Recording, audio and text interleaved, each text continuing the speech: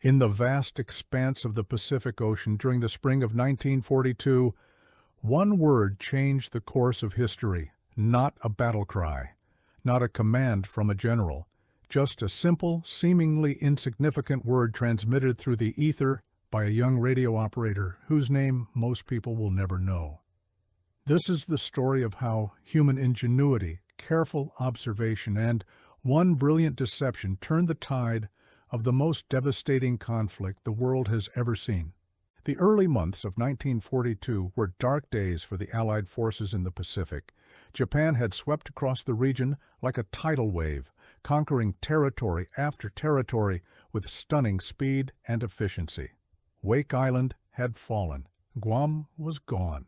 The Philippines were under siege. The British had lost Singapore in what Winston Churchill would later call the worst disaster in British military history. Hong Kong had surrendered after fierce resistance. And perhaps most shocking of all, the heart of American naval power in the Pacific, Pearl Harbor, lay in ruins after the devastating surprise attack of December 7, 1941. The Japanese Empire seemed unstoppable. Their military machine had been meticulously prepared for years, and now it was demonstrating its might across thousands of miles of ocean. American military leadership was scrambling, trying to defend what little remained of their Pacific presence while attempting to understand Japanese intentions. Where would they strike next? The answers to these questions weren't just academic exercises. They meant the difference between life and the ultimate sacrifice for thousands of sailors and soldiers, and potentially the difference between victory and defeat in the Pacific theater. But deep in the basement of the 14th Naval District headquarters in Pearl Harbor, a small group of men were working around the clock on something that could change everything. They were cryptanalysts, codebreakers, working in a unit that would later be known as Station Hypo.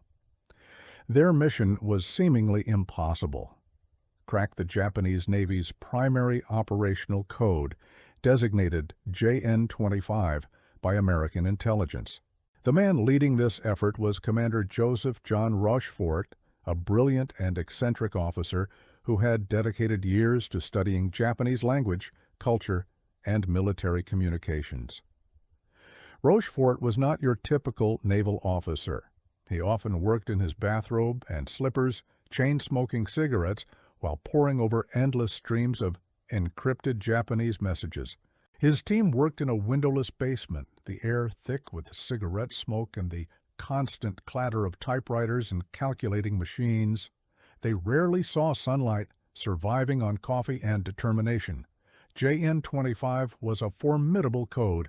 It was a two-part system where first words and phrases were converted to 5-digit numbers, and then these numbers were enciphered using an additive table. Breaking it required not just mathematical genius, but also linguistic expertise, pattern recognition, and an almost intuitive understanding of how the Japanese military mind worked. The Japanese changed their additive tables regularly, making the work never-ending. Just when Rochefort's team would make progress, the code would change, and they would have to start over. But by April of 1942, they were making real progress. They could read perhaps 10 to 15% of Japanese messages, sometimes more. It wasn't complete intelligence, but it was enough to start seeing patterns, to understand the general movements and intentions of Japanese forces. And what they were seeing was concerning. Traffic analysis, the study of who was communicating with whom and how frequently, was showing increased activity. Something big was being planned. References to a location designated simply as AF began appearing with increasing frequency in Japanese messages. AF was clearly the target of a major operation, but where was AF? This question consumed Rochefort and his team. The Japanese used location designators for security, 2-letter codes that represented actual places. The Americans had identified many of these. AK was Pearl Harbor, AH was Oahu, AG was some location in the Aleutian Islands.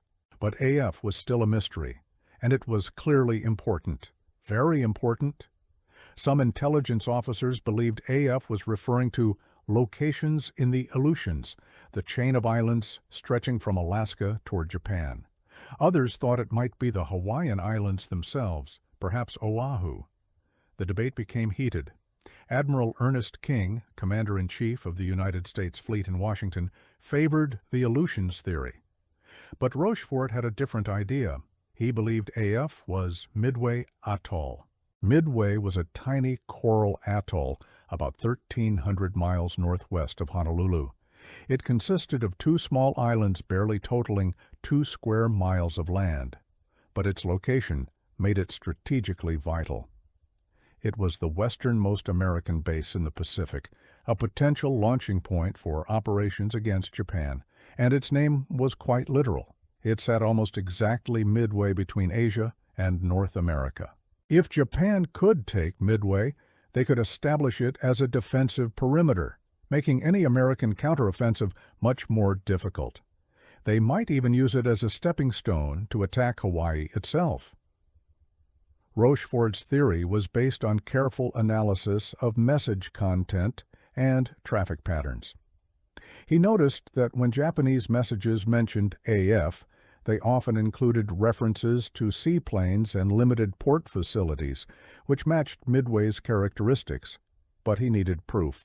He needed something concrete that would convince the skeptics in Washington and, more importantly, convince Admiral Chester Nimitz, Commander-in-Chief of the Pacific Fleet, to commit his limited and precious carrier forces to defend Midway. And this is where our story takes its most fascinating turn. This is where one simple, ingenious plan would prove everything. This is where that one word would change history. The plan was deceptively simple, but it required careful execution.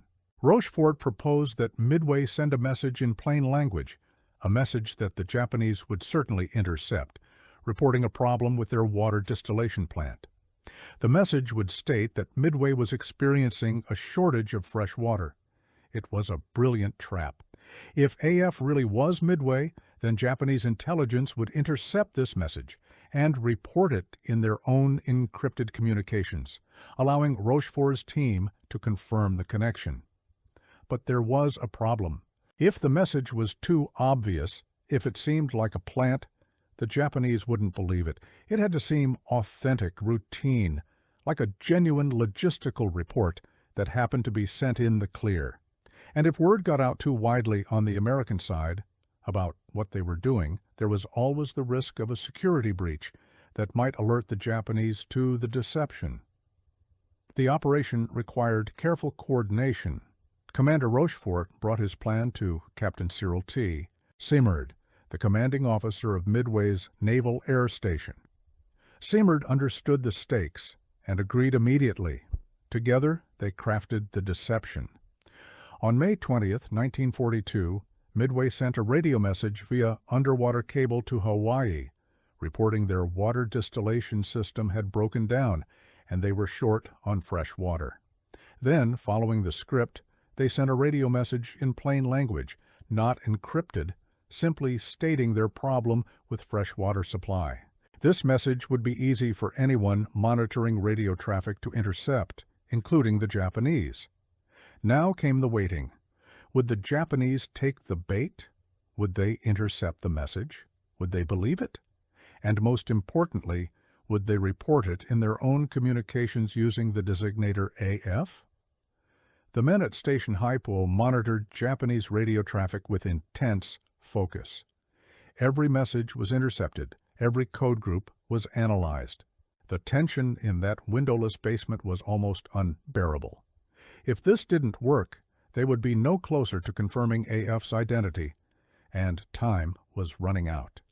The intercepts made it clear that whatever operation the Japanese were planning was going to happen soon, probably in early June. Hours passed. Then, on May 22nd, it happened. A Japanese intelligence message was intercepted. As Rochefort's team worked to decrypt it, the tension mounted. And then there it was, crystal clear, a report stating that AF was short on fresh water. The trap had worked perfectly. The Japanese had intercepted Midway's message, believed it completely, and reported it through their own encrypted channels. And in doing so, they had confirmed beyond any doubt that AF was indeed Midway Atoll. The Americans now knew exactly where the Japanese would strike, but knowing where the attack would come was only the first step.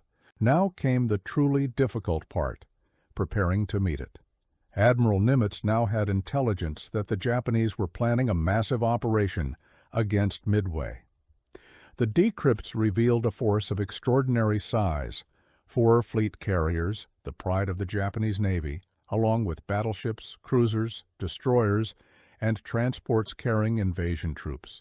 It was an armada that reflected Japan's confidence and their determination to expand their defensive perimeter and potentially draw out and eliminate what remained of the American carrier fleet.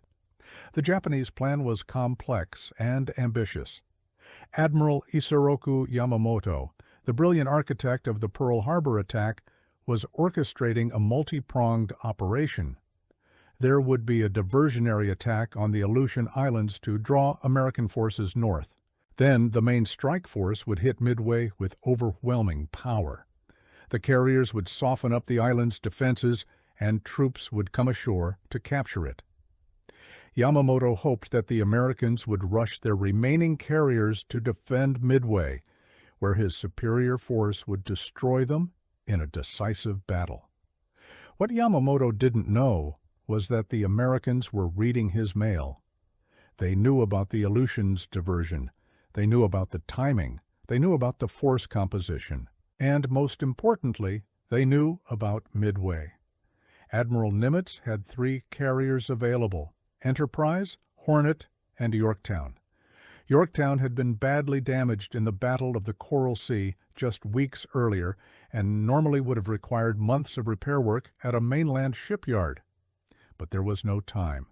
Nimitz ordered the Pearl Harbor Naval Shipyard to repair Yorktown in just 3 days.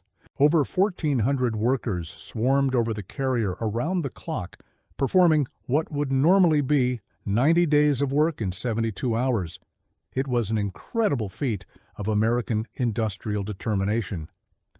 Nimitz placed Rear Admiral Frank Jack Fletcher in overall command, with Rear Admiral Raymond Spruance commanding the Enterprise and Hornet Task Force.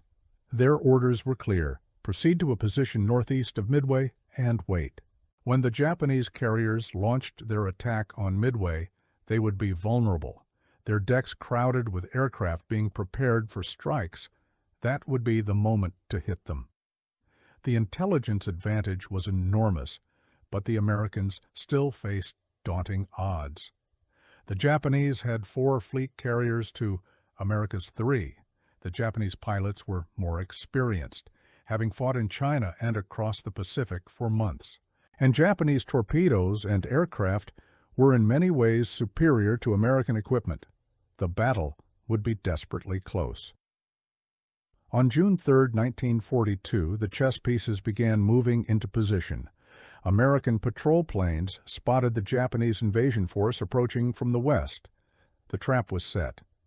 The Japanese had no idea that American carriers were lurking nearby, waiting. The following morning, June 4th, would become one of the most decisive days in naval history.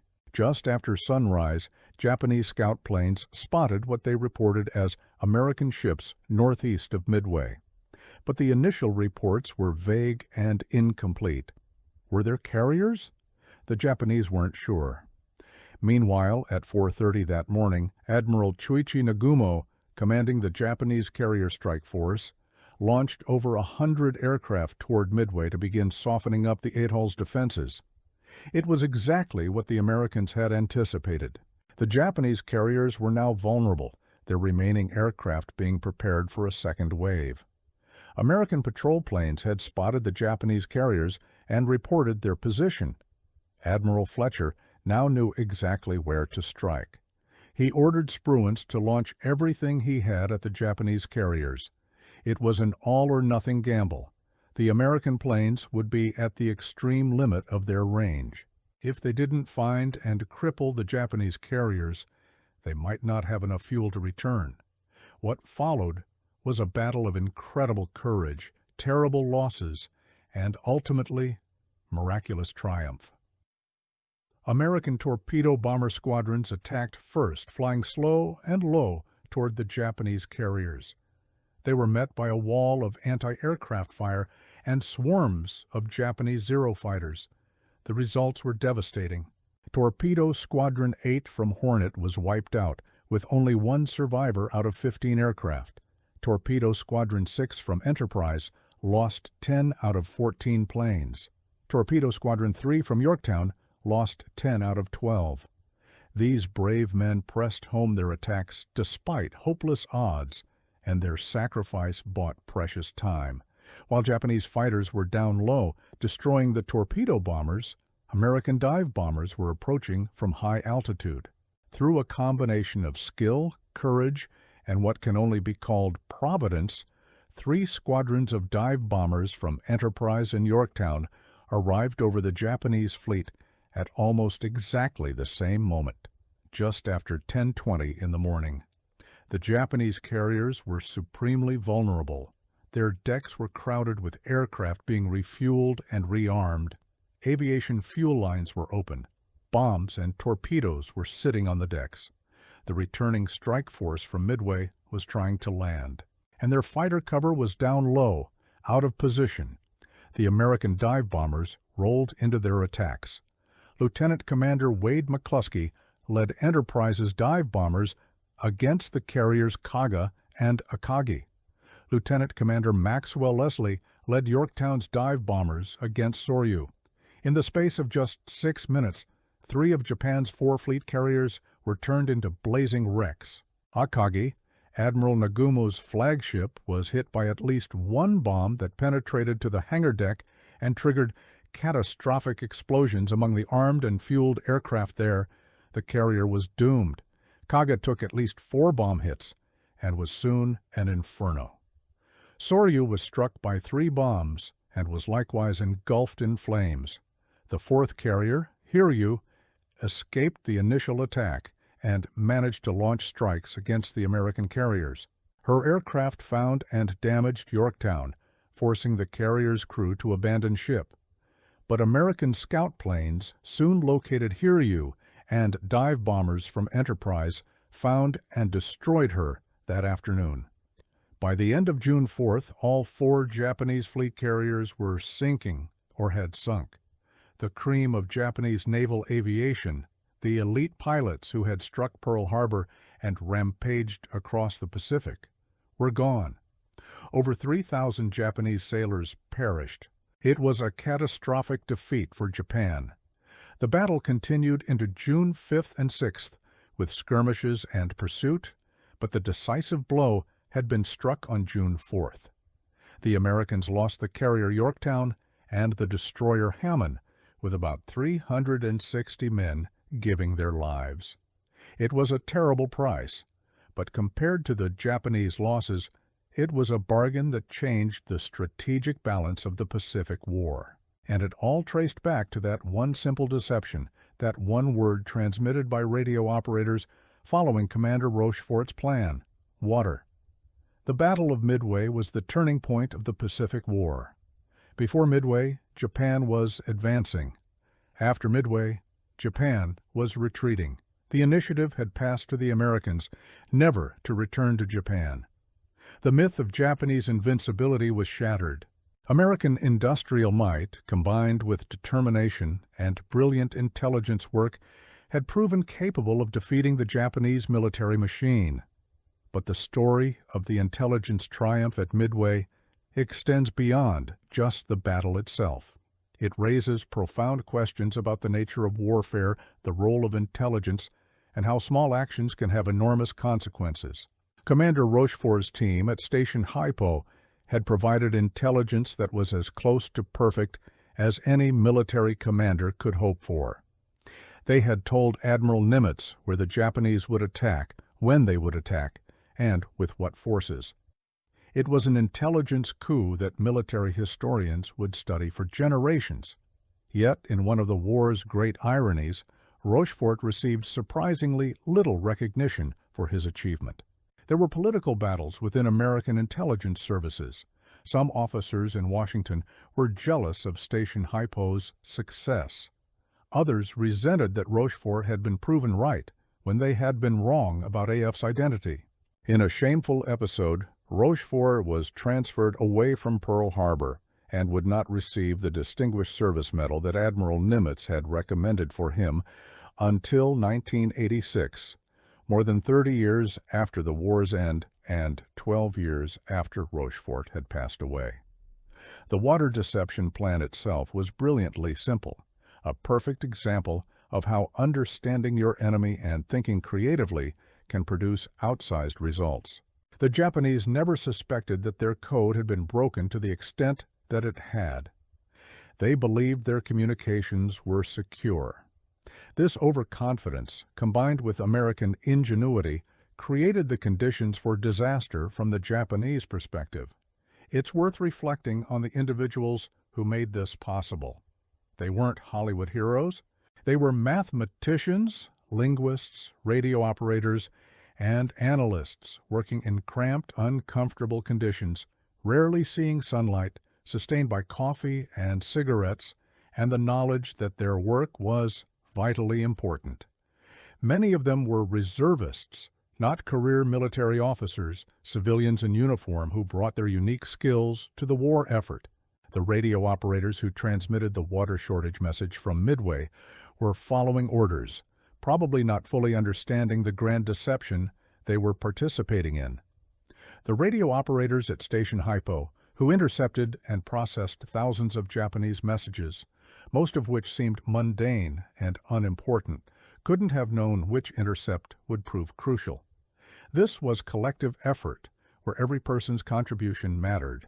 And yet, the question in our title speaks to something fundamental about individual action and historical consequence.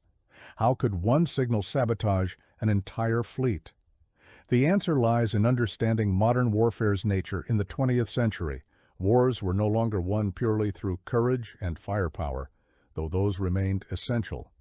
Information had become a weapon as powerful as any bomb or bullet. Knowing your enemy's intentions, understanding his plans, seeing his moves before he made them, this was an advantage that could turn inferior forces into victors. The Japanese failure at Midway wasn't primarily a failure of courage or skill. Japanese sailors and pilots fought with incredible bravery. Their tactical execution during the battle had moments of brilliance. But they were fighting with a fundamental disadvantage. The Americans knew they were coming. The element of surprise, which had served Japan so well at Pearl Harbor, now worked against them. And that loss of surprise traced directly back to that intercepted message about water. Some might argue that the battle's outcome wasn't determined by intelligence alone. American pilots showed extraordinary courage. The dive bomber pilots who pressed home their attacks despite fierce opposition displayed skill and determination that was second to none. The repair crews who got Yorktown ready to fight in just 3 days performed miracles. The commanders who positioned their forces and made difficult decisions under pressure deserves credit for the victory. All of this is true. Intelligence doesn't win battles by itself. It creates opportunities that must still be seized through courage, skill, and determination. But without Rochefort's intelligence work, without knowing where and when to position their carriers, the Americans might well have lost at Midway. They certainly would not have achieved such a decisive victory. The broader lesson extends beyond Midway itself. The water deception was one part of a larger intelligence effort that would continue throughout the war. American code breaking would provide vital intelligence for operations across the Pacific. The elimination of Admiral Yamamoto himself in April 1943, when American fighters intercepted his plane based on decoded messages revealing his travel itinerary, was another direct result of the code-breaking effort. In the European theater, British code-breaking efforts at Bletchley Park, where they had cracked the German Enigma machine, would provide intelligence that historians estimate shortened the war by years and saved countless lives. There is a direct parallel between Rochefort's work in Hawaii and Alan Turing's work in England. Both demonstrated that mathematics, linguistics, and determination could be as powerful as guns and ships. The story also highlights the importance of operational security. The Japanese paid a terrible price for their overconfidence in their codes. They believed JN-25 was unbreakable, or at least that the Americans lacked the capability to break it in operationally relevant time frames. This assumption proved catastrophic. In contrast, American forces maintained tight security around their code-breaking efforts. Even after Midway, they were careful not to reveal that they had broken Japanese codes, understanding that this intelligence source was too valuable to compromise. There was actually a close call on this front. After Midway, the Chicago Tribune published an article that strongly implied the Americans had advanced knowledge of Japanese plans, potentially revealing the code-breaking effort. Fortunately, the Japanese didn't see the article or didn't grasp its implications. Had they realized their codes were compromised, they would have changed their entire communication system, and the Americans would have lost their invaluable intelligence source. Looking at the individual stories within this larger narrative reveals the human dimension of these events.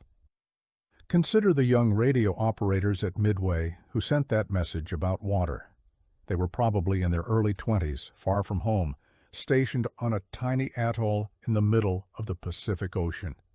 They couldn't have known that their routine transmission would help set up one of history's most important naval battles. They simply did their job, following orders, maintaining communications. Or consider the Japanese radio operators who intercepted that message and dutifully reported it to their intelligence services. They were also just doing their jobs, following their training, serving their country. They had no way of knowing they were stepping into a trap. And think about the code breakers at Station Haipyo, working in their basement, dealing with incomplete information, making educated guesses, all but uncertain whether their analysis was correct. The pressure they worked under was immense. If they were wrong about AF's identity, if they had sent American carriers to the wrong location, the consequences would have been disastrous. But they had confidence in their work, in their methods, in their understanding of how the Japanese military communicated and thought. Commander Rochefort himself was a fascinating character. He had spent years preparing for this role, studying Japanese in Tokyo in the 1920s, working in signals intelligence throughout the 1930s. He understood that breaking codes wasn't just about mathematics. It was about understanding culture, language, and psychology. He could think like his adversaries, anticipate their choices, read between the lines of incomplete decrypts. His decision to propose the water deception showed creative thinking that went beyond pure cryptanalysis. He understood that intelligence work sometimes required testing hypotheses, confirming suspicions through deception. It was a risk. If the Japanese had realized it was a trap, it would have alerted them that their codes were compromised. But Rochefort judged correctly that the deception was natural enough, subtle enough, to fool Japanese intelligence. The aftermath of Midway brought changes throughout the Pacific War. The Japanese Navy never fully recovered from the loss of those 4 carriers and their experienced air crews. Japan would build more carriers, but they couldn't replace the pilots with comparable skill levels quickly enough. American industrial capacity began producing ships and aircraft at a rate Japan simply couldn't match. The Essex-class fleet carriers, the Independence-class light carriers, the new aircraft models, all began flowing into the Pacific in increasing numbers. The Japanese recognized Midway as a disaster, but struggled to understand how it had happened. Some Japanese officers suspected intelligence failures, but the full extent of American code-breaking capabilities wouldn't be revealed until after the war ended. For years, Japanese military planners operated under the dangerous assumption that their communications were secure, never realizing that American intelligence was often reading their messages in near real time. For the United States, Midway provided a desperately needed morale boost. After months of defeats and retreats, American forces had achieved a clear-cut, decisive victory. The newspaper headlines proclaimed an American triumph. The public, which had been growing increasingly anxious about the war's direction, suddenly had reason for optimism. The long road to Tokyo had begun, and while it would be difficult and bloody, there was now a path forward. The intelligence community gained new respect within American military circles. Admiral Nimitz had trusted Rochefort's intelligence and positioned his forces accordingly, and that trust had been rewarded with victory. Future operations would rely heavily on intelligence support. The integration of intelligence into operational planning became a standard practice that continues in military operations to this day. It's worth considering what might have happened if the water deception had failed, if the Japanese hadn't taken the bait, if AF's identity had remained uncertain. Admiral Nimitz might have been forced to defend multiple possible targets, dividing his limited carrier forces. The Japanese might have achieved surprise at Midway or elsewhere. They might have destroyed American carriers in detail. The entire course of the Pacific War might have been different. Such counterfactual history is always speculation, but it highlights how pivotal moments hinge on decisions, on successes and failures that might seem small at the time but cascade into enormous consequences. That radio message about water was just one message among thousands transmitted every day, but it was the right message, at the right time, sent with the right purpose. The Battle of Midway itself unfolded over 4 days, but its impact lasted the rest of the war and beyond. Military historians study it as an example of how intelligence can provide decisive advantages. Naval aviators study it as a case study in carrier operations and dive bombing tactics. Leaders study it as an example of how to make high-stakes decisions under uncertainty. For the average person, though, the story of the water deception offers something else.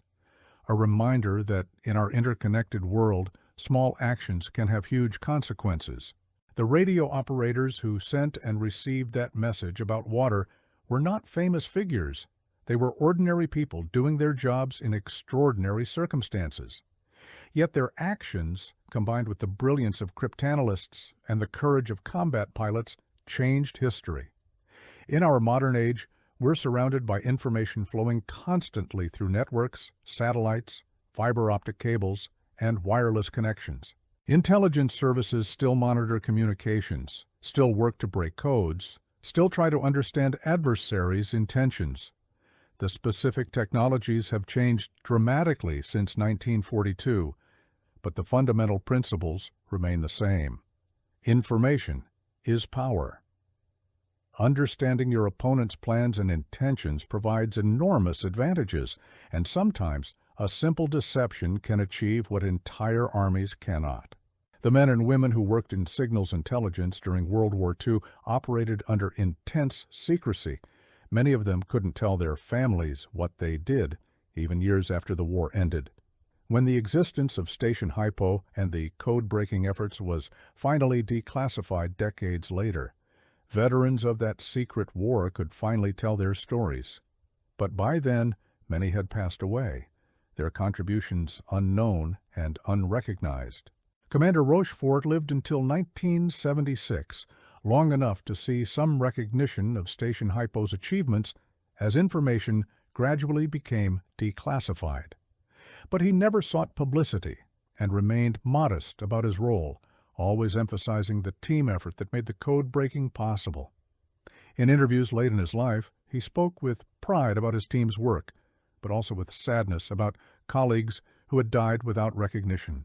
The story of the water deception and the Battle of Midway reminds us that victory in war often comes from unexpected places. We celebrate the fighter pilots and the soldiers on the front lines, and rightfully so. But behind every military success are countless support personnel, intelligence analysts, logistics experts, and technicians whose contributions are equally vital, even if less visible. The young radio operator who transmitted that message about water from Midway probably never imagined that his routine work would be studied by historians decades later. The Japanese radio operator who intercepted it and forwarded it to intelligence certainly didn't realize he was confirming American suspicions. The code breakers who analyzed the intercept were hopeful, but couldn't be certain their deception had worked until they saw that confirmation. Each person in this chain played their part, some knowingly contributing to a grand deception, others unwittingly confirming it. The sum total of these individual actions, these small moments of transmission and reception, analysis and decision, created the conditions for one of history's most decisive battles. In reflecting on this story, we might consider our own lives and work. How often do we perform tasks that seem routine, unimportant, just another day at the office? Yet we never know which of our actions might have consequences beyond what we can imagine. The radio operator at Midway was just doing his job, following orders, maintaining communications. He could not have known that his transmission would help set in motion events that would alter the course of history. This is perhaps the most profound lesson from the story of how one signal sabotaged the Japanese fleet. History isn't made only by great leaders and famous generals. It's made by countless individuals, each contributing their part, each doing their duty, each adding one more piece to the vast puzzle of human events. When those contributions align, when skill meets opportunity, when determination meets ingenuity, extraordinary things become possible. The water deception worked because multiple factors came together perfectly. Rochefort had the insight to propose it. His superiors had the wisdom to approve it. The Midway garrison executed it correctly. The Japanese intercepted it as expected. Their intelligence analyzed it in predictable ways. And the code breakers at Station High-PO were skilled enough to read the confirmation. Remove any one of these elements, and the deception might have failed. This kind of perfection is rare in war, where chaos and uncertainty are constants.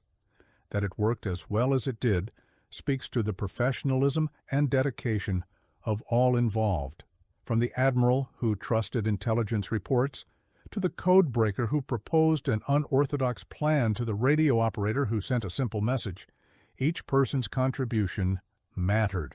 As we reach the conclusion of this story, it's important to remember that while the water deception and the Battle of Midway were turning points, they did not end the war.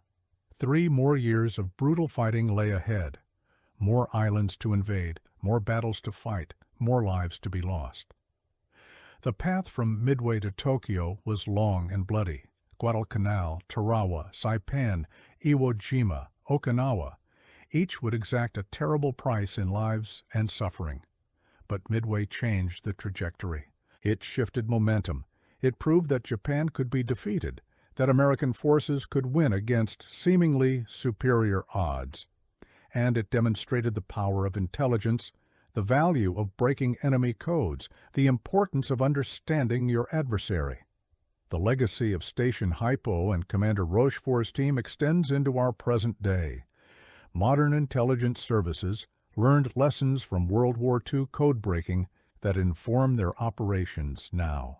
The integration of intelligence into military planning, the recognition that information can be as decisive as firepower, the understanding that technical expertise and creative thinking can win wars, all of these principles were proven at Midway.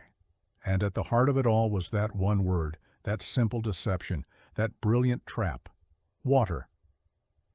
A radio operator sent a message, another received it, code breakers read it, and 4 Japanese carriers burned as a result. When people ask how one signal could sabotage an entire fleet, this is the answer. Not through magic or luck, but through intelligence, planning, execution, and courage. The Pacific Ocean still stretches vast and blue around Midway Atoll. The tiny islands remain, though the battle's physical scars have long since healed. Beneath those waters lie the wrecks of the great carriers, tombs for thousands of sailors who never came home. The battle's memory lives on in museums, books, and films, in the stories passed down through generations. But perhaps the most important memorial to that day is the lesson it teaches us.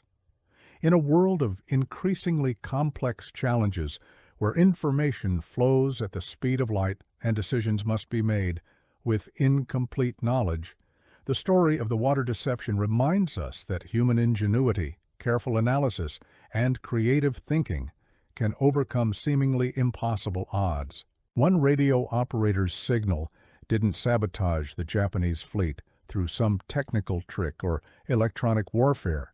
It sabotaged them through something far more powerful. It confirmed to American commanders that they understood their enemy's intentions, allowing them to prepare a reception that changed the course of history. In the end, the greatest weapon wasn't a bomb or a torpedo. It was knowledge. And that knowledge came from dedicated people doing their jobs with skill and determination.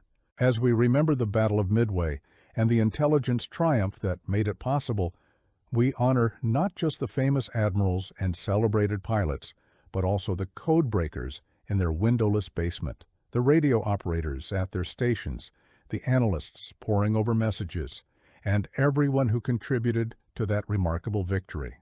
Their story reminds us that in war and in peace, every person's contribution matters. Every action has consequences. And sometimes, one word can change the world. This was the story of how human intelligence, in every sense of that phrase, defeated military might through a simple, brilliant deception. It's a story of ordinary people doing extraordinary things, of skill and courage meeting opportunity, of how one carefully crafted signal could echo across history. And it's a reminder that even in our darkest hours, ingenuity and determination can light the way to victory.